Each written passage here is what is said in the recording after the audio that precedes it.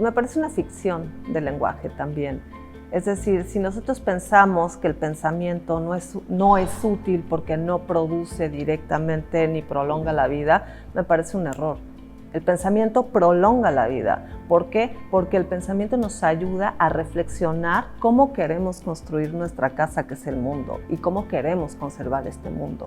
Entonces, no hay nada más útil que tener un espacio digno, un espacio limpio y un espacio sano para permanecer.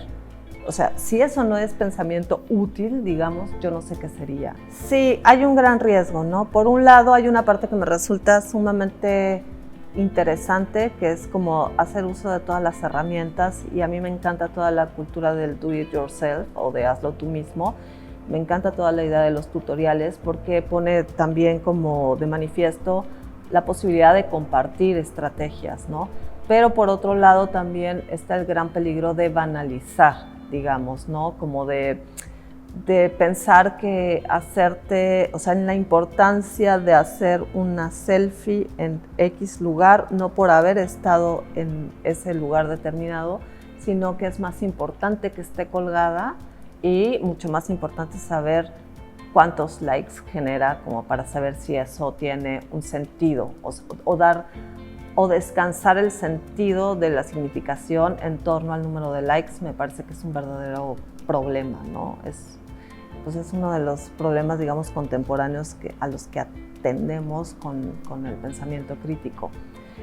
Creo que sí es importante, si bien no podemos como frenar la producción, porque no tendría sentido como verlo desde este punto de vista, creo que sí es importante hacer dispositivos pedagógicos, ¿no? O sea, es decir, hacer dispositivos donde invitemos a las personas a reflexionar en relación a qué significa subir una foto y qué significa esperar tantos likes, qué significa una red social precreada, qué significaría estar una red social, o sea, cómo sería ser una red social pensada por nosotros mismos. Y yo creo que ahí podríamos empezar a hacer esas pequeñas fisuras que romperían estos discursos hegemónicos. Bueno, yo creo que el futuro de la literatura es sobre todo el que esté escrito por grupos antes poco considerados por el canon, es decir, la literatura escrita por mujeres, la literatura escrita por personas no binarias,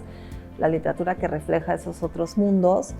En cuanto a dispositivos, o sea, como a formatos, no estoy tan segura de qué lugar tendrán los formatos electrónicos. Creo que hay una interesante reivindicación del libro pensándolo como dispositivo después de Internet, y creo que algo que se está como reflejando mucho en la literatura que se escribe, además de otros mundos, es esta literatura que teje discursos, ¿no?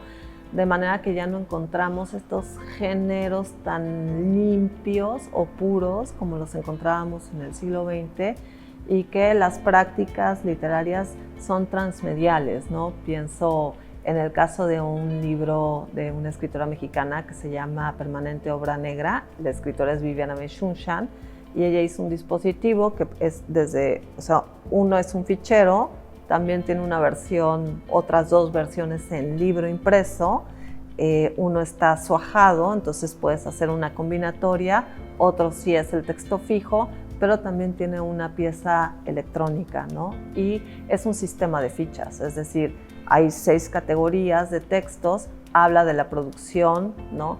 Habla de la mano de obra en la literatura, habla de los negros literarios y habla de muchas cosas que tienen que ver, como que politiza la escritura, ¿no? Entonces, por ejemplo, ese es algo, un caso particular que me parece interesante. Yo creo que esta literatura por venir va a ser una que cambie y salte de formatos, ¿no? Mucha de la literatura electrónica que se hace, por ejemplo, sitúa al lector no como un lector pasivo, sino como un lector activo.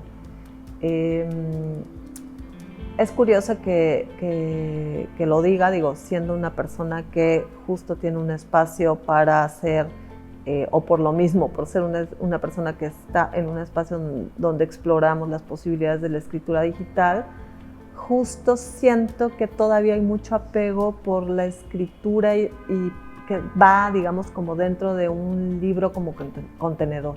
Pero ese libro no es el mismo libro que veíamos en los años 50. Ese libro es un libro que responde a una sociedad contemporánea que está continuamente en línea y que está pensándose a sí misma de otra forma, con una mayor representación de discursos que tienen que ver desde lo doméstico, desde repensar lo doméstico, cuestionar el trabajo y cuestionar la representación de las mujeres, ¿no? La forma en que hemos sido representadas en voz de otros y cómo queremos ser representadas por nosotras mismas.